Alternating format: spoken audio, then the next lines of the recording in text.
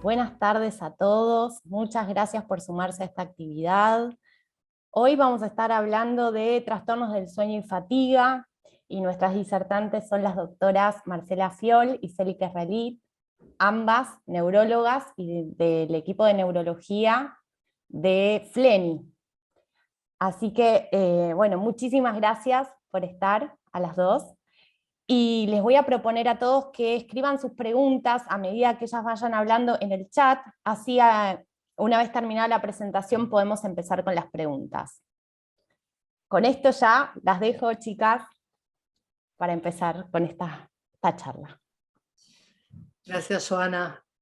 Es un placer para nosotros siempre estar en las actividades de EMA y colaborando y viendo caras amigas, conocidas en varios lados. La propuesta que tenemos con Célica es la siguiente. Primero, Célica va a hacer una muy pequeña presentación con diapositivas como para que todos puedan ir siguiendo el tema o teniendo una introducción en el tema. Sabemos que muchos están desde el celular y que hay cosas que no van a poder leer bien. No se preocupen porque lo mismo que esté en la diapositiva, Célica lo va a estar contando. Y a partir de ahí, entonces, empezar a conversar las preguntas que surjan, los comentarios que tengan, o las que ya vayan trayendo, como decía Joana, las van escribiendo en el chat. Una cosa que es súper importante y que siempre pedimos es que tengan presente que estamos hablando de cosas generales para todas las personas con esclerosis múltiple, entonces no vamos a responder consultas puntuales específicas de situaciones clínicas de cada persona. Lo que cada persona tenga como su enfermedad en particular lo tiene que hablar con su médico de cabecera. Eso ya lo vamos a dejar aclarado desde ahora, y nosotros sí, por supuesto que pueden hablar en primera persona, pero las respuestas y el enfoque es para tratar de acompañar a todas las personas, pacientes, familiares, amigos y cuidadores, en estos temas que son de tanta importancia, ¿sí? Pero no vamos a hacer consultas individuales. Bueno, Celi, todo tuyo. Bueno, vamos a arrancar, voy a compartir pantalla. Como les dijo Marce, ¿ven ahí todos? ¿Sí? ¿Se ve bien? Bueno. Nosotras trabajamos juntas en FLENI hace 14 años, así que, bueno, para nosotras siempre es un placer estar aquí con ustedes, y hoy vamos a hablar de dos temas que son sumamente frecuentes, que son los trastornos del sueño y la fatiga. Pero además de conversar de estos temas puntualmente, digamos, como para introducirnos a estos temas, esto es lo que vamos a conversar hoy. Queríamos remarcar la importancia de pensar en los síntomas de la esclerosis múltiple, más allá de lo que uno a veces como médico ve en el consultorio, que es una resonancia, o si un paciente tiene o no tiene un brote, ¿no? Y un poco discutir esto de qué es la mirada global de la esclerosis múltiple, a la cual estamos nosotros tan orientados tratando de trabajar por ello, ¿no? La esclerosis múltiple, y ustedes saben mejor que nosotros esto, puede requerir el tratamiento de una variedad de síntomas que a veces son muy difíciles de transmitir, ¿sí? Los pacientes nos cuentan, a veces les cuesta contarnos qué es lo que sienten, y les cuesta también contarle a sus familiares esta cantidad, digamos, de síntomas que se presentan, que son los famosos síntomas invisibles, que, digamos, la fatiga, de hecho, es uno de ellos de los que vamos a hablar ahora.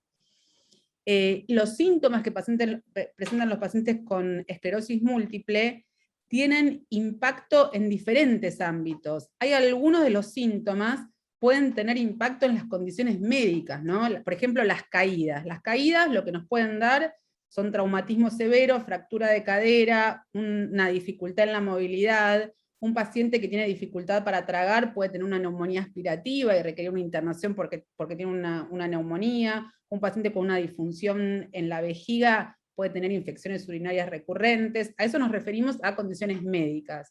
Pero también hay síntomas que son los que más impactan en la calidad de vida del paciente. Cuando nosotros pensamos cuál es el objetivo del tratamiento, el tratamiento siempre tiene que ser impactar en la calidad de vida. Siempre tenemos que pensar al paciente como el eje, y estos síntomas de los que vamos a hablar hoy, el trastorno del sueño, la fatiga, bueno, y otros de los cuales hoy no vamos a hablar, porque si no necesitaríamos quedarnos hasta las 12 de la noche como el dolor, la espasticidad, los trastornos del estado de ánimo, son síntomas que realmente muchas veces son muy difíciles de transmitir y que tienen un enorme impacto para el día a día de las personas con esclerosis múltiple.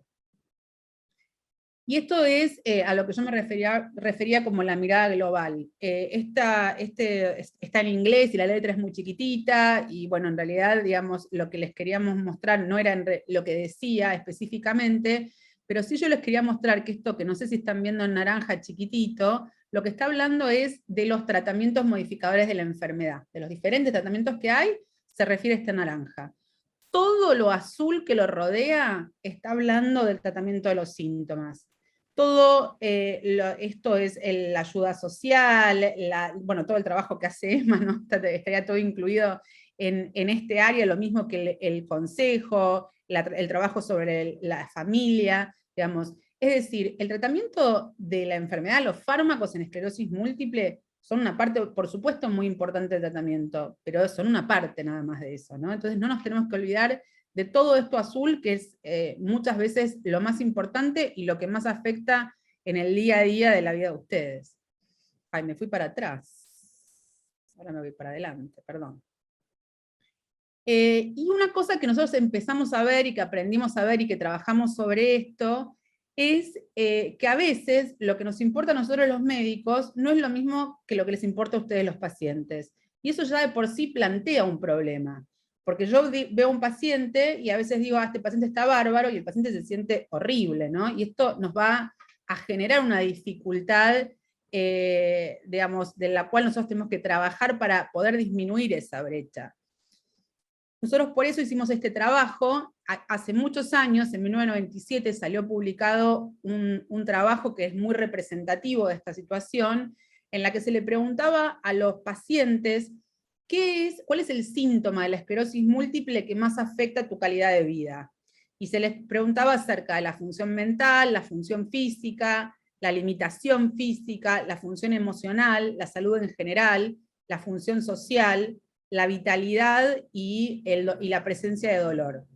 Y lo que vieron en este trabajo en 1997 es que a los médicos nos importaba esto que ven acá, que es la función física y la discapacidad física. En cambio, a los pacientes lo que más les importaba era la función mental, lo emocional, la salud en general y la vitalidad, como un factor muy importante. Nosotros lo que hicimos 20 años después, en el 2017, fue replicar en Argentina, tal vez muchos de ustedes participaron en ese trabajo, estas mismas preguntas, y les volvimos a preguntar a médicos, especialistas en esclerosis múltiple, y a pacientes qué era lo que más les importaba. Y bueno, y 20 años después vimos que seguía habiendo diferencias entre médicos y pacientes, y que la mayor parte de los pacientes nos decían que la vitalidad era el factor que más influenciaba en la calidad de vida, y de hecho los médicos en general no le daban importancia a lo que es vitalidad. Sin embargo, digamos, esto me remarcó hoy Marcela y me recordó, este gráfico tiene una mirada positiva, porque lo que está marcado en verde en el trabajo de 1997 es en lo que estaban de acuerdo médicos y pacientes, que era en el dolor. Y vean que en 1997 había un verde, pero en el 2017 había 3 verdes. Es decir, nos estamos poniendo más de acuerdo, digamos, ¿no? Hay más puntos de encuentro, pero sigue habiendo puntos de desencuentro, y la fatiga es uno de los principales puntos de desencuentro, después de 20 años lo sigue siendo. En este trabajo evaluamos otros aspectos, digamos, esto fue hecho también en pacientes en Argentina, y lo presentamos nosotros, sobre qué factores afectaban a la calidad de vida de nuestros pacientes, y cuando evaluamos fatiga en particular, a nosotros nos llamó mucho la atención, porque el 90% de nuestros pacientes de FLENI nos refirió que estaban fatigados, y el 50% de los pacientes nos dijo que estaban francamente exhaustos, ¿sí? Y entonces nos damos cuenta que la fatiga es fundamental a la hora de manejar la esclerosis múltiple, y sin embargo, cuando nosotros vamos a estudiar los libros, la verdad es que no se sabe bien por qué se produce esta fatiga, y tampoco, digamos, se sabe bien cómo se debe manejar y cómo se debe tratar. Entonces, es algo que realmente todavía hay mucho para hacer en función a lo que uno se refiere como cuando se refiere en fatiga. Y si 90% parece un número muy alto, nosotros dijimos, bueno, ¿qué nos pasa a nosotros que nuestros pacientes están tan cansados? Entonces nos fuimos a fijar qué pasaba en otras partes del mundo. Y este es un estudio de este año, de ahora, de 2021, en Noruega. Vean la foto de lo que es Noruega, espectacular, montaña, río, casita preciosa. El 81% de los pacientes con esclerosis múltiple de Noruega refiere fatiga como un síntoma principal. O sea, digamos, no es solamente la condición general, sino que esto parece extenderse, digamos, como tener que ver con la enfermedad puntualmente y no solamente con las situaciones externas, ¿no? Y se ve en todas las cortes. Y cuando uno piensa en fatiga, tiene que entender que hay diferentes tipos de fatiga, y que siempre que un paciente, o que cuando ustedes, digamos, mismos nos cuenten que están fatigados, tenemos que empezar a diferenciar estoy cansado, o sea, trabajé todo el día, estuve 20 horas despierta y no puedo más porque simplemente estoy cansado, como cualquier cansancio.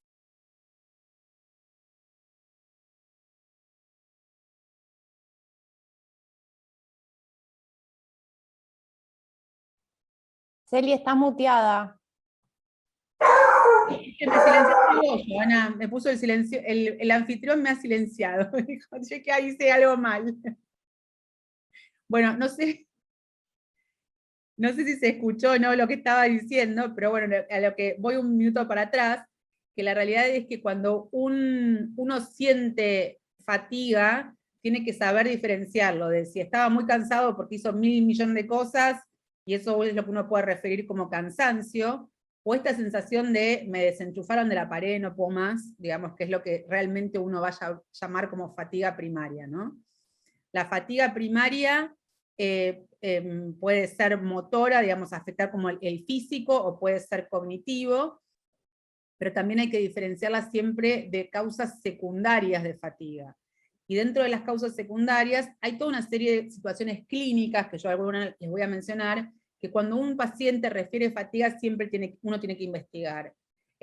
Ustedes saben que, por ejemplo, en esclerosis múltiple, al ser una enfermedad autoinmune, hay mucha incidencia de hipotiroidismo, que hay fármacos que pueden dar anemia, que puede haber déficit vitamínicos, o sea, hay toda una serie de causas clínicas que pueden dar fatiga, que por supuesto tenemos que estudiar cuando un paciente nos refiere fatiga. Por otro lado, puede haber una fatiga motora en un paciente que tiene una debilidad, en el cual realmente se parece mucho más a este cansancio que yo les refería antes, y también hay fármacos que nosotros damos, sobre todo fármacos, por ejemplo, para el tratamiento de la espasticidad, que pueden dar fatiga como efecto adverso. Entonces también tenemos que ver si alguno de los fármacos que nosotros estamos indicando para tratar otro síntoma no les está dando como efecto secundario fatiga. Y algo que es fundamental cuando un paciente refiere fatiga es evaluar cómo está el segundo tema del que vamos a hablar hoy, que es el sueño. Porque obviamente si un paciente no duerme bien, su rendimiento durante el día, digamos, va a estar muy alterado, y está muy demostrado la relación entre trastornos del sueño y fatiga en esclerosis múltiple. De hecho, es algo que uno siempre tiene que evaluar. Entonces, cuando un paciente está fatigado, lo primero que tenemos que tratar de diferenciar es cuál es el tipo de fatiga que tiene. Si tiene esta fatiga primaria, si la fatiga es secundaria, o si hay un trastorno del sueño asociado. Eso siempre tenemos que hacerlo, y desde ahí tenemos que arrancar para poder hacer la evaluación para un correcto manejo, ¿no?, de lo que pueda pasar después. Y cuando tenemos que tratar, digamos, la fatiga, obviamente primero tenemos que identificar la causa. Porque si yo tengo un paciente que está anémico, lo que hay que hacer es tratarle la anemia, no darle un estimulante del sistema nervioso central para que pueda rendir más, ¿no? ¿Se entiende? O sea, si un paciente está hipotiroideo, tengo que corregir el hipotiroidismo. Después, por otro lado, tengo que utilizar estrategias de conservación de la energía, y después, ahora de esto vamos a hablar un poco más, qué son estas estrategias.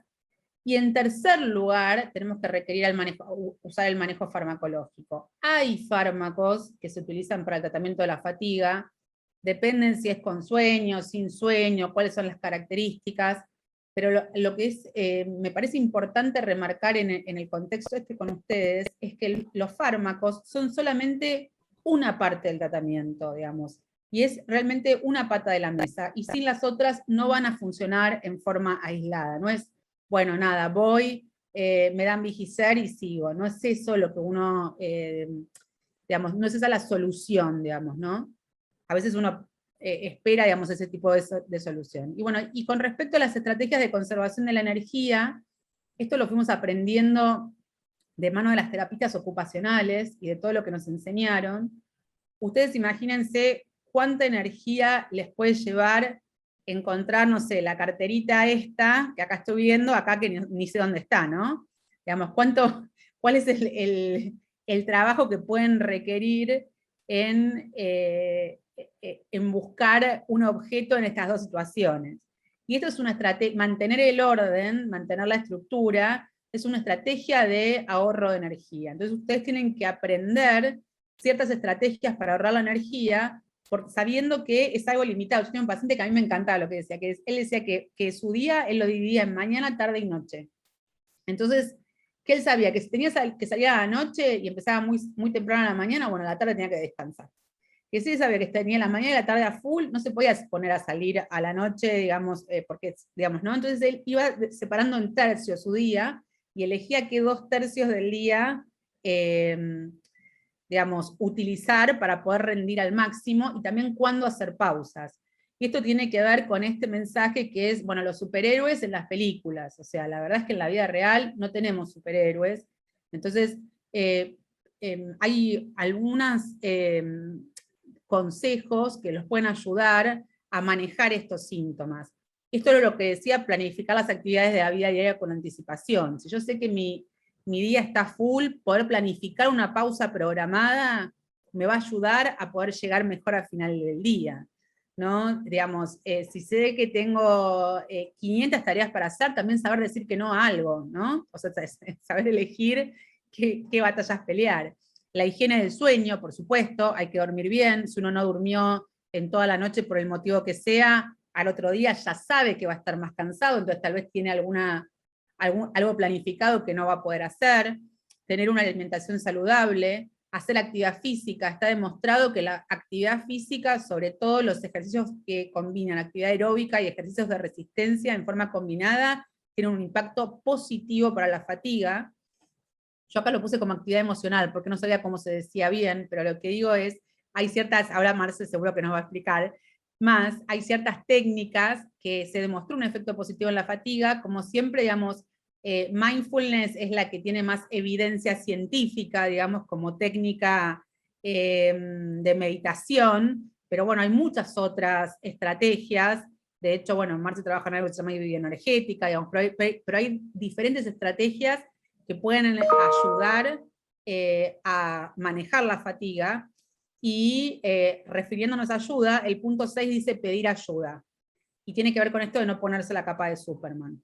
Entonces, si yo quiero limpiar mi casa, trabajar, llevar a los hijos al colegio, hacer la tarea, y todo lo que uno quiera hacer, el multitasking con 1000 cosas, seguramente voy a llegar o no voy a llegar de la forma que quisiera llegar al final de mi día. Entonces, poder dividir las tareas, poder decir, mira, ¿sabes qué? No puedo, necesito que me ayudes, es un gran paso para avanzar en función de esto. Y el último paso es escuchar al cuerpo. La batería extra de Energizer en los pacientes con múltiple, a veces uno, digamos, le falta esto, ¿no? Y a veces hace un esfuerzo tan grande para poder llegar al final del día, que esto hace que al otro día no se puedan levantar de la cama. Y simplemente habiendo cortado un ratito antes, o pudiendo decir, bueno, mira, hasta acá llegué, hasta acá mi cuerpo está rindiendo, y poder hacer esa pausa en ese momento, va a permitir que al día siguiente puedan tener un día pleno de actividad. Entonces, esta parte es muy difícil. Bueno, ustedes seguramente después me encantaría saber cuáles son las experiencias, y si pueden esto de escuchar al cuerpo, si se interpreta desde el otro lado. Pero bueno, ¿cuál es el punto de ejercicio físico? ¿Cuál es el punto de actividad que cada uno puede hacer? Y seguramente es de cada uno, ¿no? No es algo que nosotros como médicos le podamos decir si son 4 vueltas manzanas. Eso no va a poder ser, y tiene que ver con tener ese autorregistro. Y después, bueno, viene esto que está intrínsecamente relacionado, que son los trastornos del sueño. Los trastornos del sueño, la verdad es que múltiples son más frecuentes que en la población general. Se estima que casi la mitad de los pacientes con esclerosis múltiple tienen algún tipo de trastorno de sueño. Los trastornos de sueño pueden ser de diferente causa, el insomnio es uno de los más frecuentes, pero hay síntomas físicos, por ejemplo, si uno se levanta muchas veces para ir al baño, que es lo que uno refiere como nocturia, eso va a interferir en el dormir. Si uno tiene espasmos a la noche que interfieren con el sueño, espasmos dolorosos, también va a interferir con el sueño, y puede producir un trastorno del sueño. El síndrome de las piernas inquietas, que es la necesidad imperiosa cuando uno está durmiendo de mover las piernas, o cuando uno está acostado, de mover las piernas, es mucho más frecuente en la población con esclerosis múltiple que en la población general.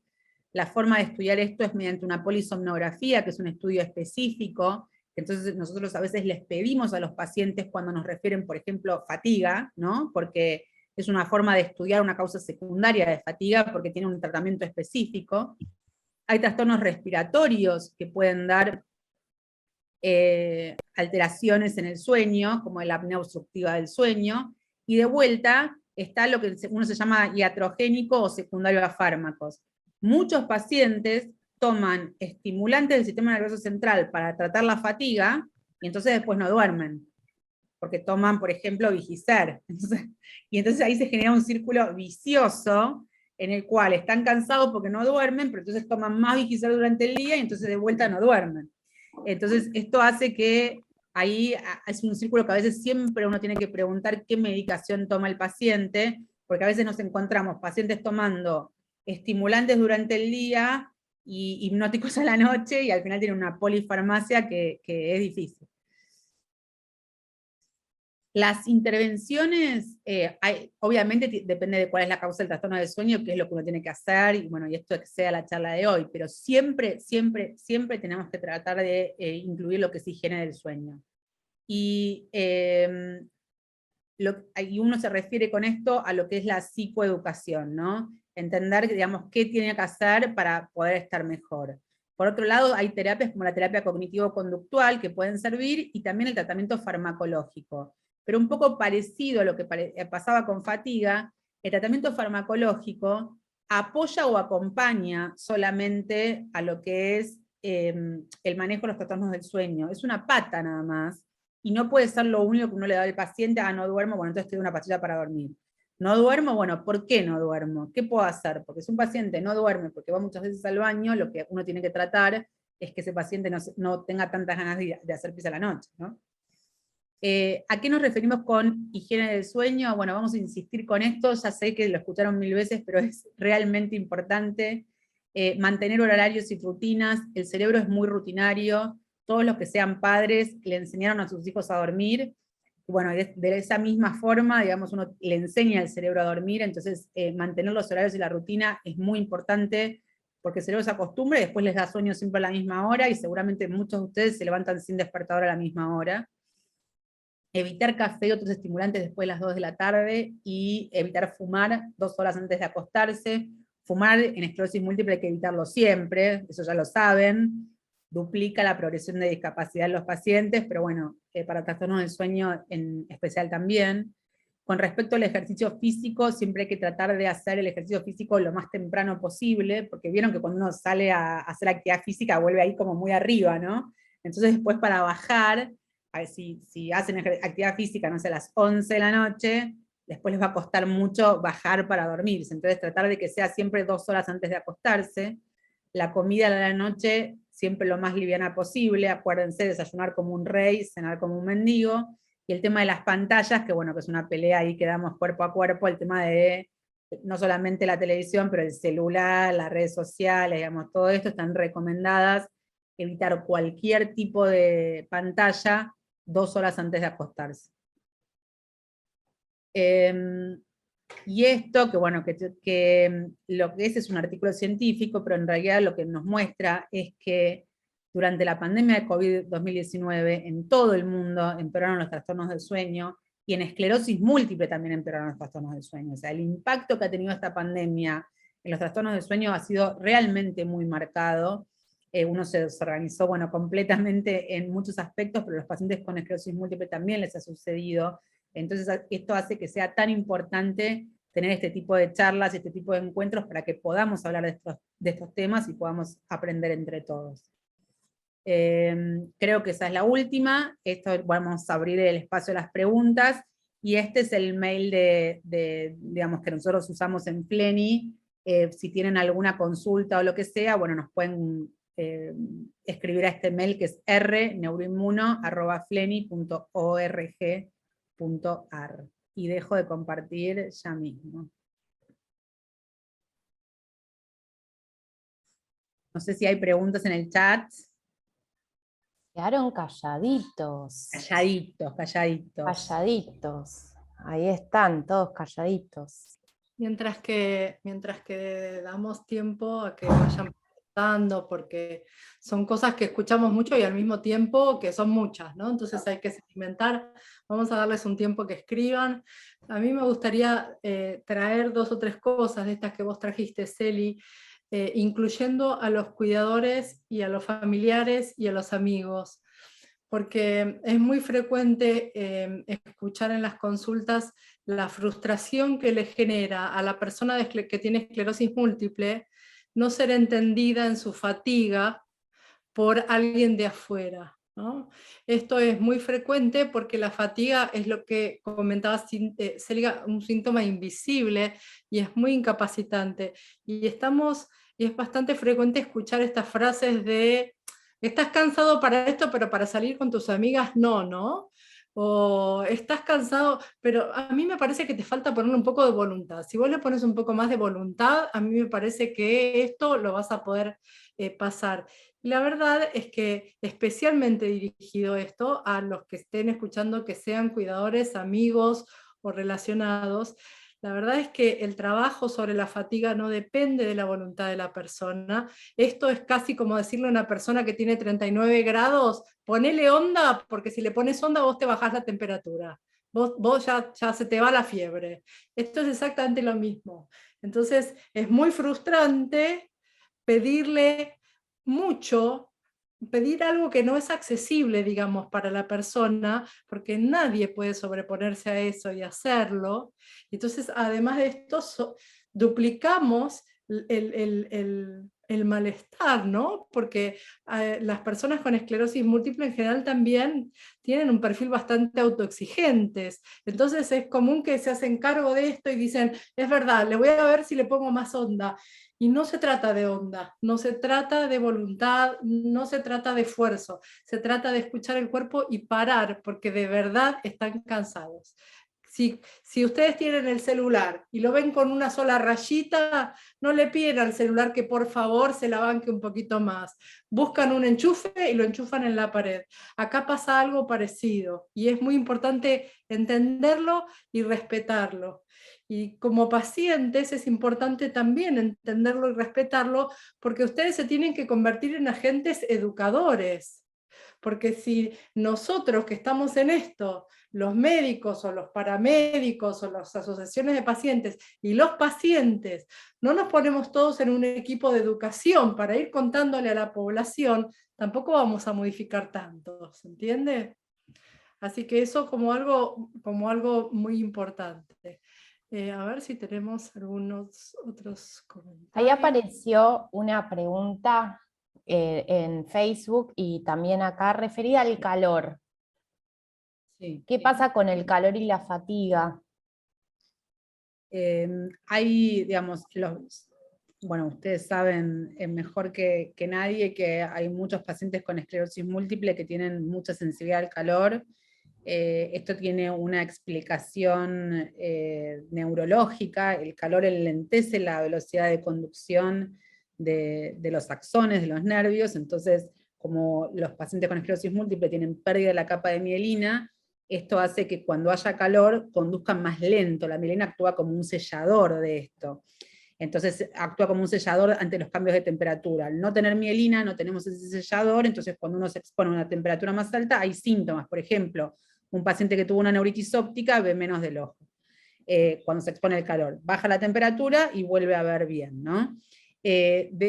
La fatiga asociada al calor es un tipo específico de fatiga que tiene que ver con esto, ¿no? Con un fenómeno que se produce cuando aumenta la temperatura. Muchos pacientes lo refieren como un trastorno en la marcha, esos días de 40 grados que básicamente no salen de su casa y del aire acondicionado. No sé cuántos de ustedes, acá Rosa la estoy viendo haciendo así con la cabeza, ¿Cuánto a ustedes les pasa que esos días agobiantes realmente se ven muy incapacitados? Es importante siempre cuando uno evalúa esto de la fatiga, evaluar si es asociada al calor, porque a veces, otra de las preguntas que había era de fármacos, los fármacos que sirven para la fatiga asociada al calor son como muy específicos. Hay un fármaco en especial, digamos, que funciona mejor para la fatiga asociada al calor, y hay otros que funcionan mejor para otro tipo de fatiga. Entonces, por eso es a lo que yo me refería a esto, que es muy importante ver cuál es el tipo de fatiga que tiene cada paciente para poder darle el mejor tratamiento, y por eso pasa lo que dice una paciente: le probé la medicación del otro y no me sirvió, porque seguramente el otro no tenía la misma fatiga que tenía yo, digamos, porque hay tantas causas de fatiga que claramente no va a haber una única medicación para todos los pacientes. No sé si respondí la pregunta. Sí, y también hay estrategias para manejar. A veces en Facebook decían que recién a las 19 horas es cuando empieza a bajar un poquito la temperatura, es cuando pueden empezar a hacer algunas cosas. Hay estrategias, ¿no?, que se pueden trabajar para poder, digamos, seguir con algunas cosas, priorizando, obviamente, planificando, pero poder...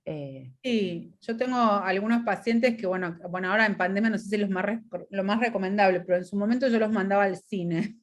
Ponen porque el cine hace frío, ¿no? Y están quietos, entonces los días de mucho calor les decía que si pueden, vayan al cine, estén 1 hora y media quietos con el frío, y eso realmente les servía para recuperar. O sea, que tiene que ver con esta estrategia de volver a generar energía. No todos tienen aire acondicionado disponible en la casa, y no sé qué cosa, pero bueno, el cine era un ambiente que los días muy agobiantes, en ciertos horarios, a los pacientes les permitía, porque tampoco vas a estar en un shopping parado ahí haciendo nada, ¿no? Entonces el cine era un buen lugar para usar esa estrategia, pero así como, digamos, hemos conversado con algún paciente mío eso, supongo que cada uno debe poder encontrar cuál es la mejor estrategia para sobrellevar, bueno, los chalecos refrigerantes, ¿no? Marce, vos tenés experiencia con esto.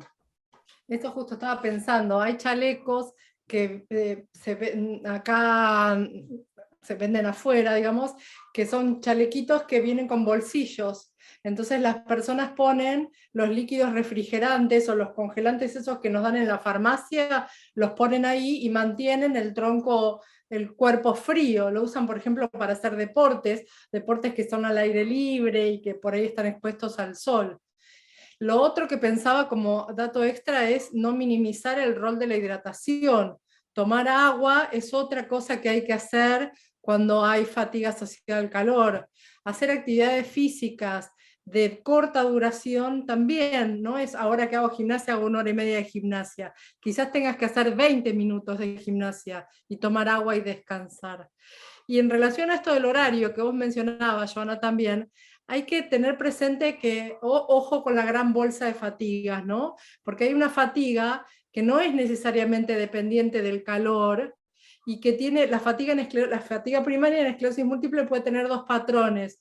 Un patrón que se llama, es como un solo pico, alrededor del mediodía tengo cansancio y después, y por eso estoy divino después a la tarde, y hay otro que es un pico que se llama bimodal, es alrededor del media mañana y alrededor de media tarde. Hay que observar qué es lo que hace el cuerpo, porque quizás es solamente eso, y entonces es ver cómo programo una pausa, como decía Célica, de descanso en el horario pico, y reprogramo las actividades antes y después.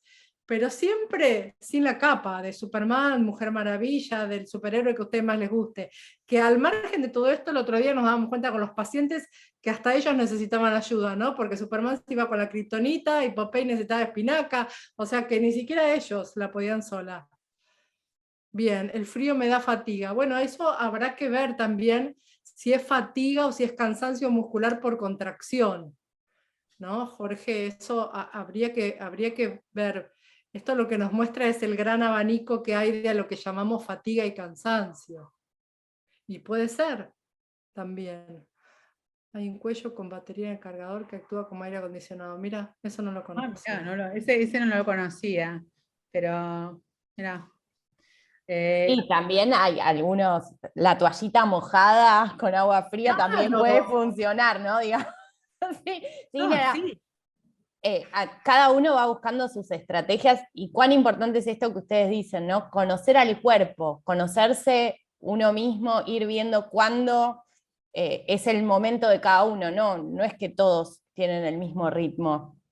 Y una cosa que yo pensaba con respecto al calor, algo que surge mucho en el consultorio, es el lugar de vacaciones, ¿no? Porque hay algunos pacientes que dicen, no, yo a la playa no me puedo ir.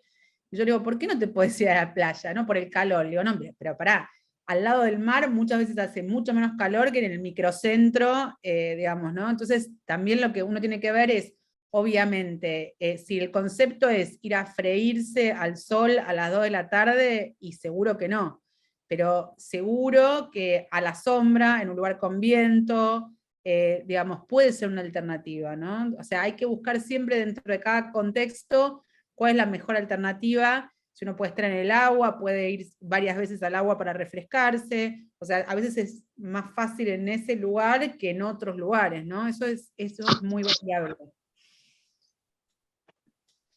A ver.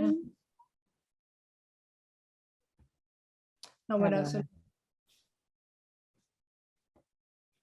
Ahí preguntan, ¿qué estrategias para fatiga relacionadas con lo cognitivo?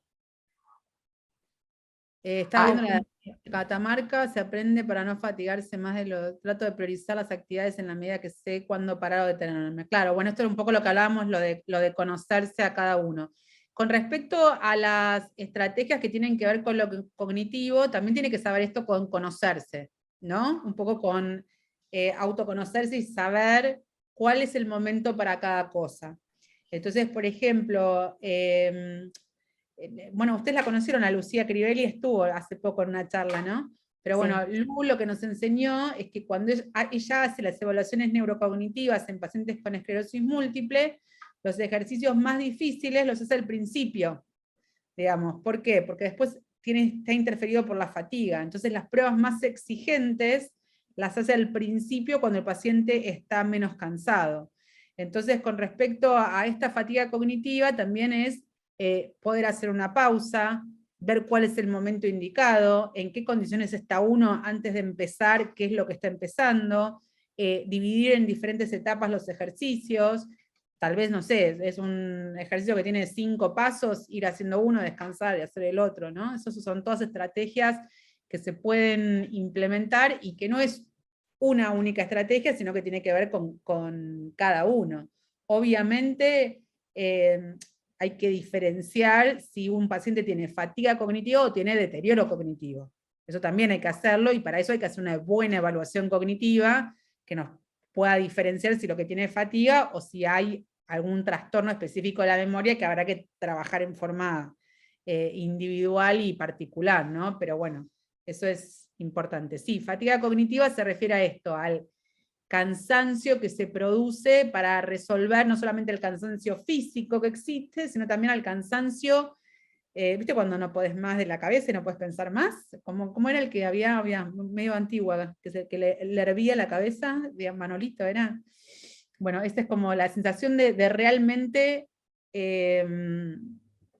digamos, sentir que la cabeza no puede pensar más, ¿no? Esa es la mejor definición que uno podría decir de fatiga cognitiva. Como algo como una nube.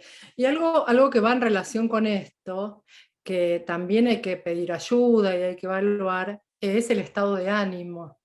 Porque cuando una persona está muy ansiosa, muy preocupada, deprimida, tiene ya el foco puesto de atención en otro lado, quiera o no quiera. Entonces quizás la queja es, me dicen cosas y no me lo acuerdo, pero por ahí no tiene que ver con una fatiga cognitiva o no tiene que ver con un daño cognitivo por la esclerosis múltiple, sino con que estás atravesando un momento de la vida en donde tu atención está puesta en otro lado, en otra parte más emocional.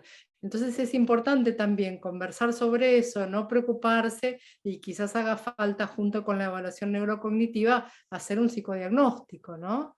A veces el hecho de tener una enfermedad crónica, el irse adaptando, el ir aprendiendo cómo se van adaptando a lo largo de la vida, como nos están contando ahora, ¿no? O sea, no puedo hacer lo que hacía antes, estoy en un lugar, vivo en un lugar que hace tantos grados que ya eso es terrible. estas cosas también generan una repercusión en el ánimo, que hay que ir trabajando y hay que ir fortaleciendo, y a veces se pueden confundir con los trastornos cognitivos o con la fatiga, y a veces también puede ser causa de trastornos de sueño, para complicar más las cosas. Sí, por eso esto que hablábamos de la mirada holística, no podemos pensar en fatiga sin pensar en trastornos de sueño, y no podemos pensar en estos aspectos sin pensar también en los trastornos del estado de ánimo. Los trastornos del estado de ánimo pueden causar insomnio, pueden causar fatiga, o sea, digamos, ¿no? La ansiedad como síntoma, que bueno, hoy con la pandemia, digamos, creció inmensamente. Por supuesto que afecta el sueño, y eso condiciona mayor fatiga durante el día también, ¿no? Entonces, es como que está todo entrelazado. Y lo mismo lo que pensábamos, también los síntomas físicos propios de la enfermedad. Un paciente que tiene espasmos a la noche, o alguien nos comentaba ahí en el chat que se levantaba muchas veces para ir al baño. Bueno, eso también hay que tratarlo, hay que tratar de trabajar sobre eso para que uno pueda descansar mejor. Tal vez no podemos hacer que no se despierte nunca, pero si podemos hacer que se despierte una sola vez y que pueda tener al menos 5 o 6 horas de sueño reparador, eso le va a cambiar la calidad de vida, que se despierte. Yo tengo pacientes que se despertaban 4 o 5 veces por noche para ir al baño, ¿no? Entonces, por ejemplo, esto de disminuir la ingesta de líquidos a partir de la tardecita para poder ir menos del baño en la noche, son también todas estrategias que uno puede ir pensando, y hay que ir hablándolas con el médico. Y a veces una cosa que yo siempre digo como importante, los médicos hacemos muchas cosas y a veces también estamos muy fatigados, y a veces estamos con 1000 cosas y con la resonancia y vemos 500 pacientes y a veces ustedes nos quieren contar cosas y nosotros no insistan, ¿sí? Porque insistan, ¿sí? Si ustedes le dicen, estoy muy cansada, y uno lo pasa por arriba, decirle, no, pará, Marce, estoy muy cansada en serio, necesito hacer algo con esto. O sea, insistan, vuelvan con eso. A veces nosotros también estamos y realmente son síntomas muy importantes, como a veces los minimizan los familiares, también a veces los minimizamos nosotros los médicos. Entonces, no nos dejen caer en ese error. Díganos, o sea, a nosotros nos sirven y nos sirve todo el tiempo para que nosotros también vamos aprendiendo, y aún nosotras que hace mucho que hacemos esto, también nos pasa a veces que hay muchas cosas que se nos pasan, y cada vez que un paciente me dice, no, pará, esto para mí es muy importante, es como que vuelvo a aprender, ¿no? Entonces vuelvo para atrás y digo, pará, tiene razón, digamos, ¿no? Entonces creo que eso es algo muy importante para que tengan en cuenta. A mí me gustaría tomar algo que leí hace unos chats por ahí, que tiene que ver con esto de la televisión como chupete electrónico, ¿no? Como también puede ser la tele, puede ser la radio, ¿no? Pero específicamente en la tele, a mí lo que me gustaría contarles es esto, que es para todos, es independiente de si tenemos un diagnóstico o no tenemos ningún diagnóstico. Nosotros tenemos una parte del sistema nervioso que es la retina, que es el fondo del ojo que es lo que ve, lo que mira desde el exterior, lo transforma en un impulso nervioso y se lo informa al cerebro, ¿sí? Esa retina que está mirando la pantalla ahora, por ejemplo, y que está mostrándole al cerebro lo que está pasando. Hay conexiones entre la retina y diferentes partes del cerebro, y hay una conexión que hace que nos mantengamos todo el tiempo en alerta. Entonces, mirar la pantalla es seguir estimulando ese trayecto de las fibras nerviosas entre la retina y una parte del sistema nervioso que regula nuestro reloj interno. Si nosotros todo el tiempo le estamos dando información confusa, porque le decimos, las 24 horas del día está siendo de día, porque todo el tiempo estás recibiendo luz, y entonces todo el tiempo es de día, todo el sistema, todo el cuerpo se desorganiza. Las hormonas que se secretan por un patrón de relojes no entienden más nada. Vieron que incluso hay un método de tortura que es no dejar dormir, por lo menos espero que no lo use más, pero un método de tortura es no dejar dormir a la persona. Entonces, cuando se tienten de usar la pantalla como un chupete, acuérdense de eso, de que siguen bombardeando de información, y estamos confundiendo al cerebro, diciéndole que todavía es de día y que todavía puede estar activo. Es muy difícil de un día para el otro hacer estos cambios. Esto es como decir voy a dejar de fumar, es mentira. De un día para el otro es re difícil. Entonces empiezan a achicar el tiempo de exposición a la pantalla. Entonces si lo miraba durante 2 horas, lo empiezo a mirar 1 hora. Si lo miraba 1 hora, ahora lo empiezo a mirar 1 hora, pero afuera de la cama, no en la cama, en el living. Entonces empezamos a enseñarle otra cosa al cerebro, que es la tele la miro en el living o la computadora la miro en otra habitación. Y cuando yo voy a la cama, voy a dormir. Mi programa es, llego a la cama y en la cama se duerme. Y si en la cama no me duermo, me levanto y me vuelvo a ir a donde me voy a ir. Y vuelvo a entrenar y vuelvo. Y te vas a cansar una semana y a la semana siguiente el cerebro va a ir aprendiendo. Eso es lo que se llama, lo que Célica contaba también como higiene del sueño. Esa es la reeducación. Es re fácil decirla, es recontra difícil hacerla. Pero por ahí si entendemos por qué, y si me voy no escucho las noticias para saber si el dólar sigue subiendo y si mañana todo vale el triple, porque eso le sigue dando alimentación a la cabeza. Entonces me voy y me pongo una música que a mí me guste, una música que no tenga letra para que yo no tenga que estar prestando atención a eso, me prendo un aroma que me guste, si soy de las velas, me pongo una vela. Le voy explicando a este cuerpo que ya va siendo hora de que desprograme la actividad, empiece a relajarse y entre en el reposo. Es un entrenamiento. Sí, había mucha también como evidencia, bueno, nosotros leemos artículos científicos, pero que hablaba de esto, ¿no? De cómo se puede entrenar el dormir. Hay muchas técnicas que están hechas a propósito de meditación, que van bajando la respiración y que van induciendo el sueño.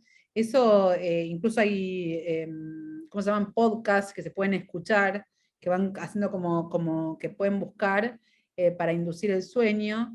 Y hay algo que se llama, que justamente hay que tener con los pacientes con múltiple, digamos, me parece que es importante que lo mencionemos, hay una terapia para reeducar el sueño que es la terapia de restricción de horas de sueño. Esto lo que quiere decir es que, bueno, vos no dormís a la noche, de día te prohíben dormir, o sea, no podés dormir la siesta, digamos, ¿no? Entonces, si vos normalmente te acostás 8 horas, lo que te dice el médico es que te levantes más temprano, no más tarde, ¿entendés? Porque te quiere, digamos, esto en múltiple, hay que también escuchar esto y ver si no hay que hacer alguna pausa durante el día para no llegar a la fatiga, ¿sí? Teniendo en cuenta lo que hablamos antes.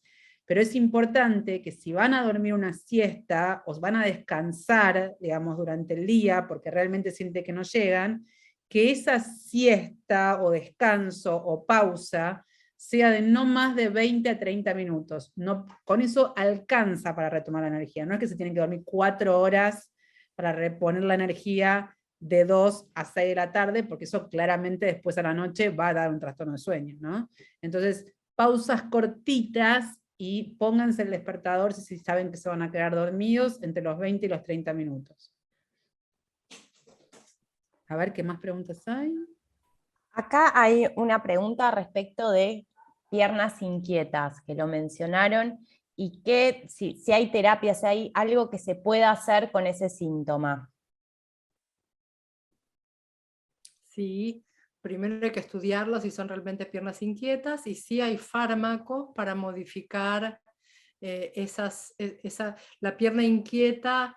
El síndrome de piernas inquietas es una sensación de necesidad imperiosa de movimiento. La persona tiene que salir de la cama y tiene que caminar y dar vuelta hasta que se calman literalmente las piernas y ahí se pueden ir a dormir. Eso es más frecuente en las personas con esclerosis múltiple y hay tratamientos específicos para las piernas inquietas.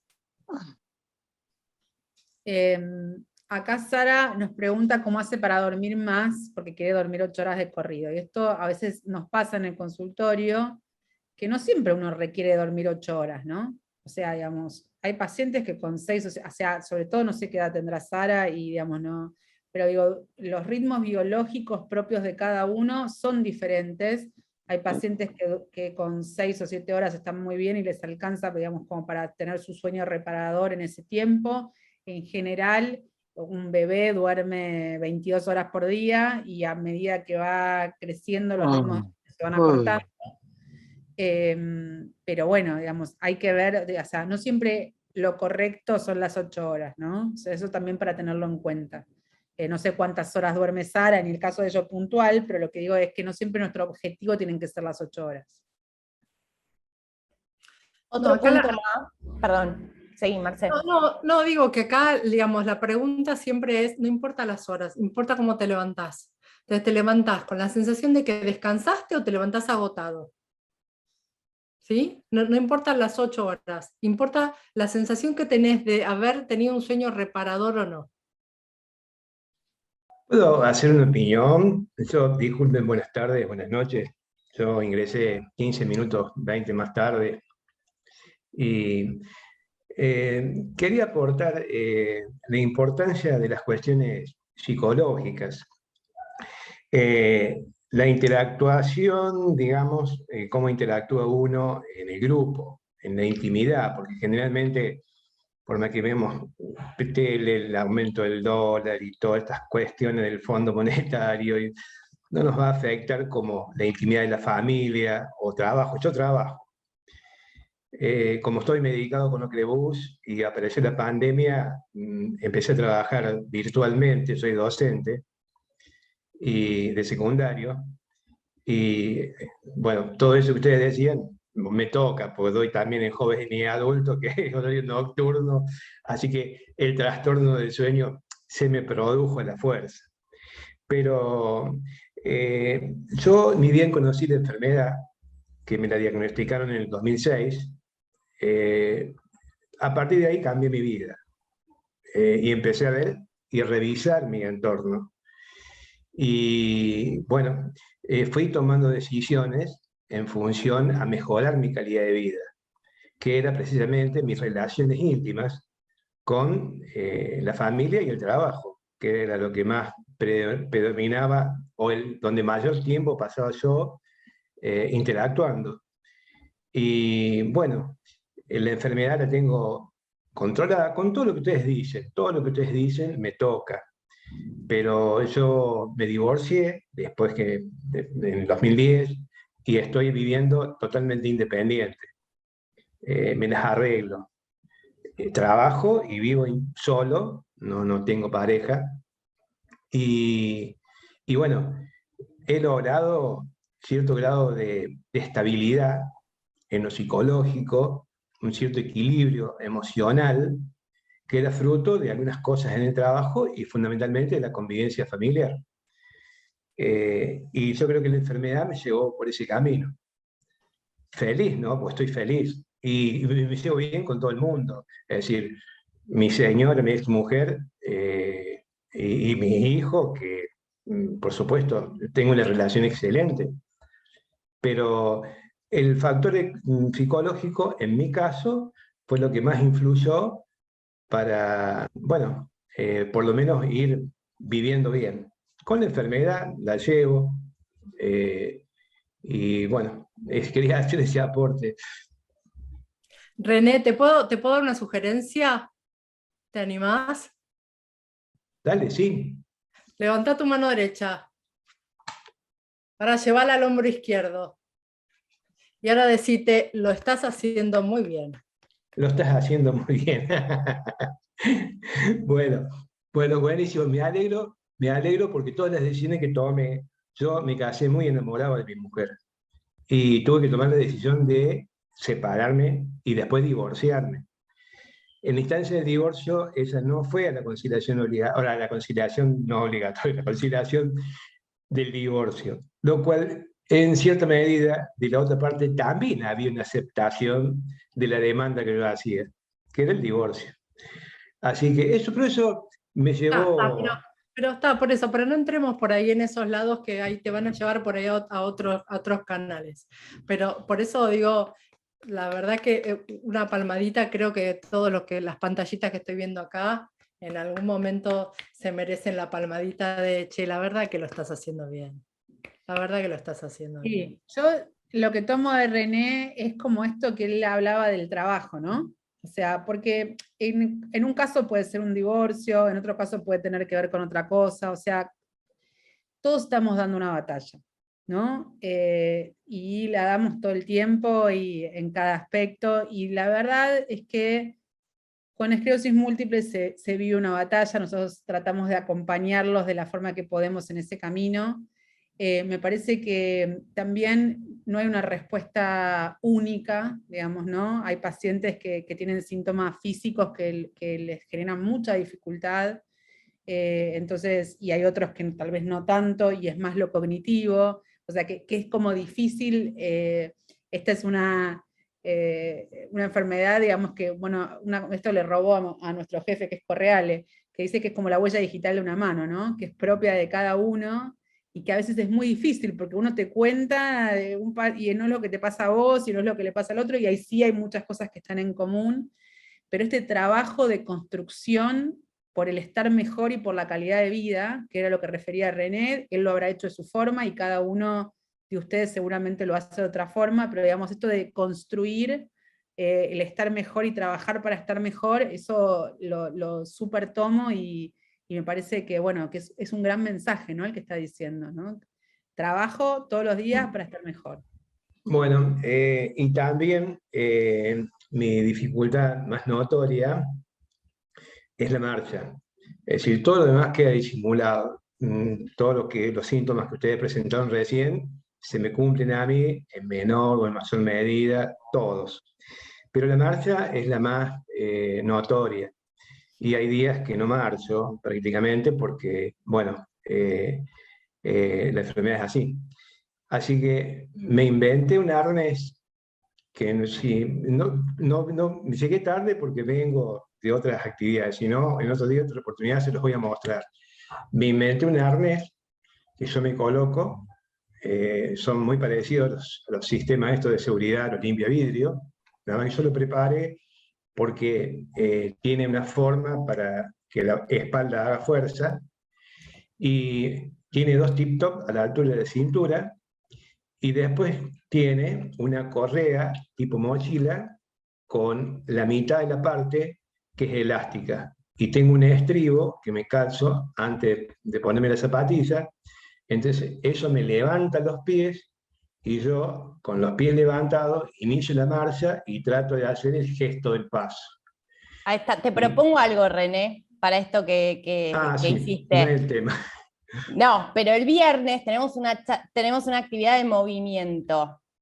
Te Dale. propongo que te sumes y te prepares con ese arnés, así se lo mostrás a todos. Dale. La actividad es sentados, parados, es para todos. Ahí Rosa dice que sí, que siempre participa. Es la última del año, y así les mostrás a todos esto que armaste, y que lo vean, y que si alguno lo necesita también lo pueda hacer. Gracias René. Bueno, chicas, vamos llegando ya al final. Yo no veo nuevas preguntas, sí saludos. En Facebook les están mandando besos de todo el país, de Oberá, de Chaco, de Formosa, de un montón de lugares. Y bueno, y quiero agradecerles. Creo que ese es el objetivo de estas charlas, dar herramientas para el bienestar, para estar mejor, para que cada uno a su manera vaya buscando su bienestar, compartiendo información, obviamente, y teniendo tips o estrategias, pero cada uno va a tener que buscar la suya, la que le funcione. Y bueno, y estas charlas son fundamentales, así que muchas gracias, chicas, por este tiempo y poder compartir esto con todos. Un abrazo para todos. Que tengan buena semana. Y gracias a todos por sumarse. No, gracias por la invitación, muchos saludos para todos, un placer. Saludos a todos, ahí mis pacientes que veo, así que... Ya salió el cholulaje. Igual, Ahí bueno, está. los saludo. Gracias, excelente charla. Gracias. Gracias. Chao. Chao a todos. El viernes te esperamos, ¿eh? Ok. Bien. Chao. Chao, gracias. Gracias. Chao, Chao a todos. Chao.